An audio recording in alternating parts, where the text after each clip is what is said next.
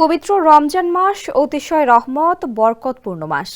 এই মাসে আল্লাহ তাআলা এত অধিক রহমত বরকত নাজিল করেন যে এতে বান্দার গুনাহ ও পাপ মোচন হয়ে যায়। এ মাসে আল্লাহর সব সৃষ্টি তার অশেষ রহমতে ধন্য হয়।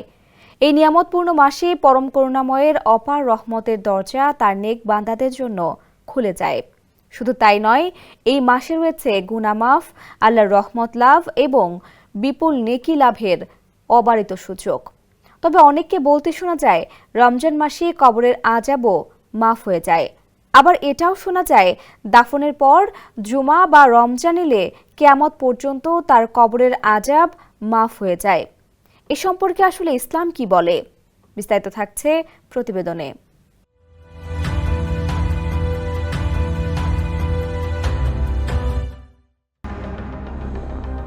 রমজানে কবরের আযাব মাফ হয়ে যায়। অনেকের থেকেই এমন কথা শোনা গেলেও কথাটি কতটুকু সত্য প্রত্যেক মুসলিমদের এ বিষয়ে জানার আগ্রহ রয়েছে।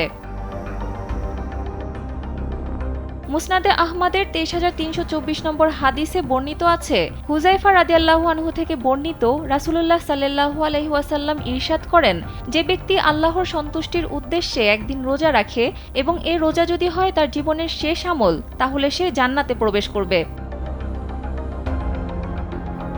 অনেক আলেমের মতে রমজানে জাহান্নামের দরজাসমূহ বন্ধ থাকে। প্রতি রাতে আল্লাহ অনেক মানুষকে জাহান্নাম থেকে মুক্তি দান করেন এবং রোজাদার অবস্থায় ইন্তেকাল করলে আশা করা যায় আল্লাহ তাআলা মাফ করে দিবেন এবং জান্নাতে প্রবেশ করাবেন। এগুলো সহিহ হাদিসের মাধ্যমে প্রমাণিত। কিন্তু রমজানে কবরের আযাব বন্ধ থাকে এমন কোনো কথা পাওয়া যায়নি। হাদিসে পবিত্র মাহে রমজানের মাসকে সব মাসের সর্দার উপাধিতে ভূষিত করা হয়েছে। রমজান মাসে কেউ মারা গেলেও সে সৌভাগ্যবান। তবে অনেককে বলতে শোনা যায় রমজানে কেউ মারা গেলে তার কবরের আযাব মাফ হয়ে যায়। এ ব্যাপারে একদল আলেমের বক্তব্য হলো, রমজানের মৃত্যুর বিশেষ কোনো ফজিলত সহিহ হাদিস দ্বারা প্রমাণিত নয়। পুরো রমজান রোজা রেখে কেউ মারা গেলে তার ব্যাপারে ফজিলতের কথা এসেছে, এটা তার কর্মের কারণে, রমজানের কারণে নয়। ঈমান আমল হলো মানুষের মর্যাদার মূল বিষয়। ঈমান আমল ছাড়া শুধু রমজানে মারা গেলে তার এ ফজিলত লাভ হতে পারে না।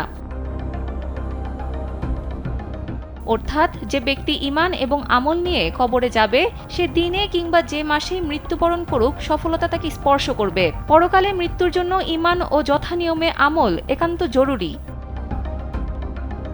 সানজিদা ইসলাম, কালবেলা।